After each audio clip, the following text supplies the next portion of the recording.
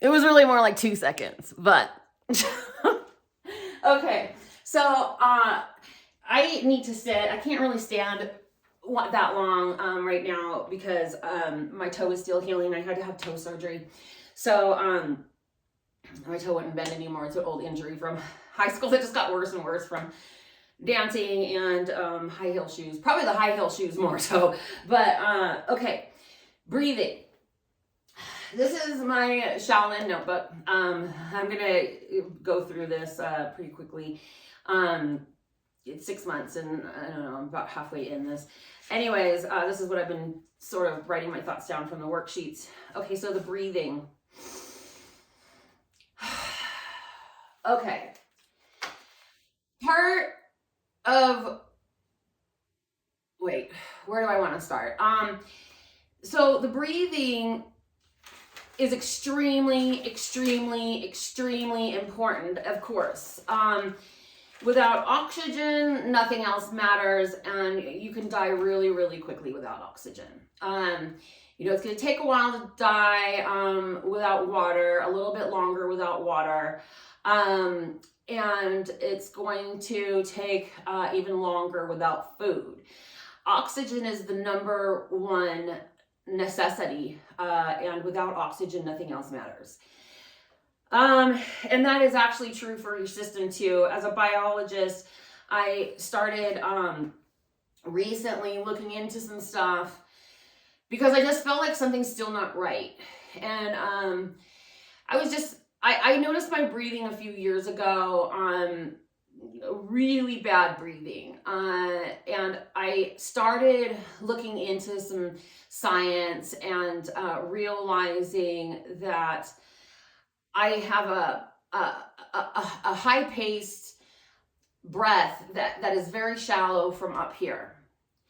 And when I'm going through my business and I'm unconscious about my business that I'm going through, like in my head thinking at any point, I notice this really effed up breathing. I call it the scared rabbit breathing.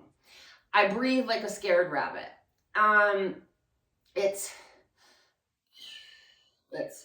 I can't mimic it when I'm out of it. I can't really mimic it. It's very, very much tied to my brain, and it's really sad because that's how tragic my childhood was. The fact that my system got used to breathing like a scared rabbit, and it's 24/7. So last year, from all the adrenaline going through my system, the adrenaline and the norepinephrine, I had to look up this biology and physiology of the fight flight, because that's just what one thing led to another, led to another, and led to another. So I had to look that up.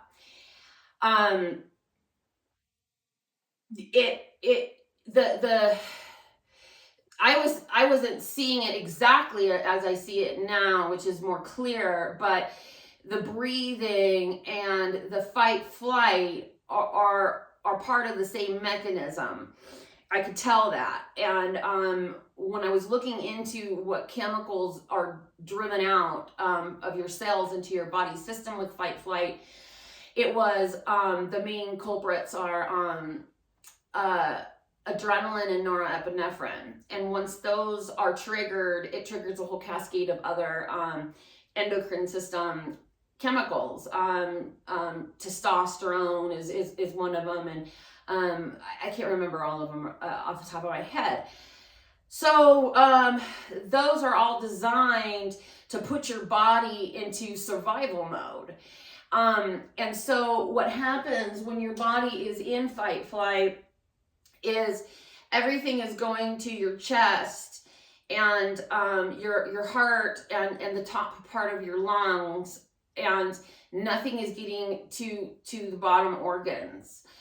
Nothing's getting to your pancreas, not nothing, but nothing's getting to your pancreas, nothing's getting to your liver, nothing's getting to your kidneys and that kind of thing. So everything's being shuttled to your chest. and the fight flight, and you get very shallow, very quick breathing, and it's all centered around in here. And I always thought that my asthma had to do with my childhood, and I couldn't figure out why. And I couldn't figure out about my allergies. Like, I had allergy testing, went to acupuncturists, and nothing resolved it. And so I, saw so many doctors, and they couldn't help and didn't want to because they're too busy being arrogant. And thinking that they know everything and that you don't know anything. And, here's the latest thing that everybody's faking it and they're just looking for attention. So good luck with a doctor, any doctor. Like, I really had to search for correct doctors that would speak to me and move my health along in a positive direction. So what I recently found out, because I keep doing research, what I recently came to is the physiology and biology of breathing. And without going through my notebook right now, I'll make another video that's longer. I just want to give people the heads up that breathing from your chest is not right. It's not right. It puts you into fight flight, which puts your mind into flight and it starts racing. And if you don't have anything to survive, then you'll get ruminations. And the ruminations lead into an energy thing where, your vibration is pretty low. And so therefore low energies keep, sticking to you and finding you. So the correct breathing is in two parts. It involves the nose and it involves the diaphragm. Any other breathing is incorrect. Don't do it. If you are in any kind of situation like I am, you have PTSD of any kind, you have anxiety, you have anger problems, don't breathe any other way. And here's the thing, man, this is hard. I've been really focusing on this diaphragm thing specifically. And I've been for years focused on breathing through my nose and not through my mouth because I had so many allergies as a child, and I get allergies now too, and I can't breathe through my nose. So, and also I think my jaw didn't set itself up properly for just my mouth closing, so I kind of have to, whatever. And it matters in sleep too, so there's these things that you can buy that will help you keep your mouth closed during sleep. But if you can't breathe through your nose, then that's gonna suck. So anyways, the correct breathing is through the nose, mouth closed, and with the diaphragm. If you're doing the correct breathing, what's going to happen is your chest isn't going to move, but your stomach is going to expand. And if you're doing it correctly, you'll still be able to fill up everything, but you won't be starting with the chest, and you won't be filling up your lungs from that perspective. So the nose, the mouth, when you're breathing through the mouth, it doesn't go all the way, it doesn't have the capability of filling up the whole lungs from top to bottom. When you breathe through your mouth, it stimulates the nerves that are in your lungs. It stimulates those nerves for the sympathetic nervous system. The sympathetic nervous system is the nerve. There's two systems, the sympathetic and the parasympathetic. The parasympathetic is the one that relaxes you, and the sympathetic is the one that navigates the fight flight. So if you're breathing through your mouth, even if you take a deep breath in, and let's say you're taking a deep breath in and you're using the diaphragm, it's still not going to fill up your lungs properly. And you can feel the difference. If you do it, you can feel the difference. So if you breathe through your nose is actually the main organ for circulating oxygen through your entire body. It is connected to the lower lung area, and it is connected to the parasympathetic nervous system. So even right now, just thinking about this and talking about this is crazy because I can feel asthma. So I never feel asthma in these kinds of situations at all anymore. And I'm going to have to think about this and sort of meditate on this, ponder it. Because the fact that I'm having some asthma right now is very interesting. So I'm going to ignore that right now. So it's terrible. Okay. Then, so what you want to do, okay, here's the diaphragm is underneath your ribs, and like here's your head, and then, you know, your neck, your shoulders, and then your rib cage, and in there is your heart. Underneath your rib cage is the diaphragm, and it goes along the whole bottom, and it separates the top organs from the bottom organs. And it has a key role in stimulating the parasympathetic nervous system. So when you use your diaphragm to breathe, you are creating a situation where this organ, the diaphragm, is expanding and contracting and expanding and contracting. And when it does that, it's massaging the organs. It's massaging the lungs. It's massaging the heart. And it's massaging your kidneys and your liver and your intestines and your pancreas. And that, doing that is like your muscles. When you're working out and you're doing some kind of movement, your muscles are contracting and expanding and contracting and expanding. That contracting and expanding is flowing blood and flowing oxygen. It's flushing your body.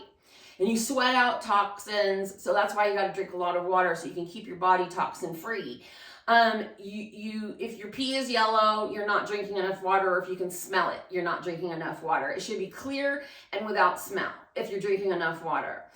And it can take some time to build up to that. And if your body is not used to consuming the water, you can't guzzle it. It's like a little bit, you know, all day long. And that bottle that I normally have, I at least drink one of those a day. And when I'm exercising, it's 2. When I'm sweating and doing some stuff, it's at least 2. Sometimes it can go into 3 because I'm a huge water drinker and my body's used to it.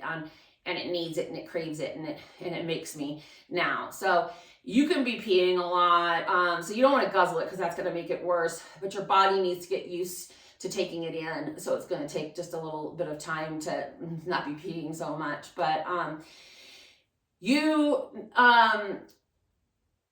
go through this cycle of just, so my 8 cycle breathing is different right now. I'm not doing it the way Shahangi showed us to do it because that's messed up for my body and my system, and it's encouraging the chest breathing, and it's encouraging the clavicle breathing as well. I just knew like my breathing comes from here, and I'm surprised my chest isn't bigger because of it, but my breathing comes through here, and these muscles are so generated to make me breathe that it's driving me crazy. It's really driving me crazy. I want to stab these muscles. I want to give these muscles Botox so they can relax. Like, stop, muscles. Please just stop. So I don't know what's going on with me talking about this, but there's something triggering this asthma right now, and it's right here. So this is always where I get my asthma. Always, always, always. And so, I mean, it's definitely connected with the breathing. So my 8-cycle breathing has changed, and all I'm doing now, and I usually lay down to do breathing exercises. I get more breath. There's 2 breathing exercises that are in the Bikram style yoga. And from now, I don't know, because it's a specific style, and unfortunately, forget that guy. And I always said, forget that guy. Like, he always creeped me out, and then a whole bunch of stuff came out, and I was like, well, there you go. There you go. I do love what he stole from other people and claimed to be his, though. I love that. Like, what he introduced to everybody is awesome. It's really, really great stretching and breathing, and your whole body gets stretched, and all your organs get squished up and flushed out, and all your joints and tendons and all that kind of stuff. So it's really fabulous what he showed everybody. But he stole it. Okay, so anyways, and there's other stuff. So in order to do the diaphragm breathing, imagine, don't move your chest, and imagine not moving your chest. And imagine when you inhale, not moving your chest and only moving your body, and imagine pulling the diaphragm down. And imagine what it's doing. When you inhale, it's going like this. When you exhale, it goes like this. Inhale like this. Exhale like this. And it doesn't have to do with the chest. So my chest needs practice in letting go. And I need to get these muscles engaged and these not engaged, so then this can be habitual. It can be a habit. Sort of like me eating desserts, but better. Okay, so there's also another piece of information which I'm not going to go into right now because I can see the time. It's going to get into the Indian and Asian philosophy of energy flow, and the nadis, and I forget what the other ones are called. So like I see the picture a lot with the spine, the energy spine, which runs along your spine, and then the other energy things which kind of go like that, and then like that, and they kind of wrap like a snake around the center energy line through your spine. These wrap around, and then they end up connecting in your nose. And when you breathe through your nose throughout the day, it changes, it switches off every couple hours or something, where you can breathe through one nostril and not through the other. So there's a breathing exercise, and then those nostrils are that energy line is connected to the nervous system in the way that I was just describing. One side is more specific for calming you down, and the other side is more specific for action. So in the next video that I'm going to make right now, I'm just going to do the breathing with you that I found. And I'll tell you what I'm doing. First, I'm going to start out by just getting my body kind of into the diaphragm breathing, and I hate sitting and doing breathing, so that's why I got this stool, so I can kind of open myself up and have this be able, and especially with the fat that's on my stomach, it's kind of squishing everything together.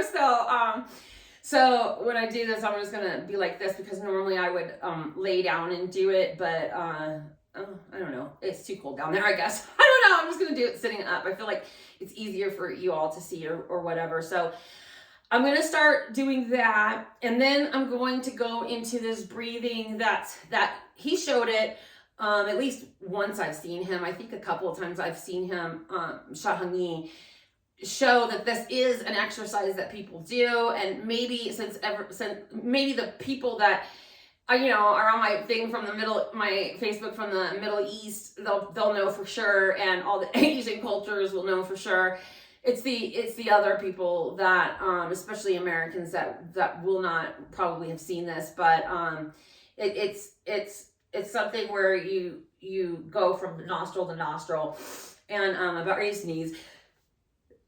Okay, see, so since this got activated, I can feel the asthma, and I'm having sneezing, so some allergies kicked in.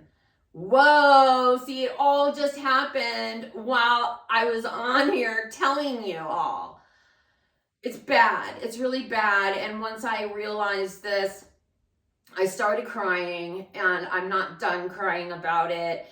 I hate the medical system. I hate the medical system. And there's a few doctors that maybe 4 out of a whole trail of doctors that I wish bad things for. I don't actively wish bad things for them, but now that it's coming up, their attitude sucks, and they are not smart. Not smart. I got really mad at one lady and told her to go get her money back, that it was a waste of money and she should go wait tables. So I have a lot of anger about this, that it's such a simple thing.